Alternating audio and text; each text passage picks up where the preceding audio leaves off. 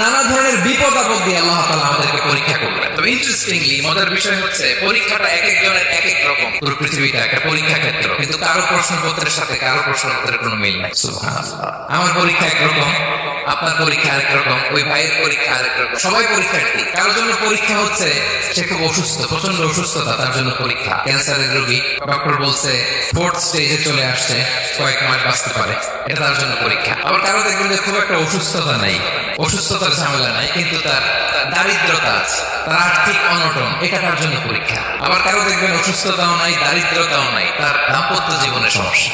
অনেকে দেখবেন এগুলো কোনোটাই সমস্যা না, তার ছেলে কথা শোনে না, মাদকাসক্ত, রিহ্যাবে পাঠায়, আবার আসে, আবার গাঁজা খাওয়া শুরু করে। আছে না নাই বলেন? দেখেন তার পরীক্ষাটা আবার আলাদা। তবে পরীক্ষা ছাড়া, বিপদ আপদ ছাড়া দুনিয়াতে কেউ নাই। পরীক্ষা দিয়ে দিয়ে নিজেকে প্রমাণ করতে হবে, আর এক একজনের পরীক্ষাটা এক এক রকম।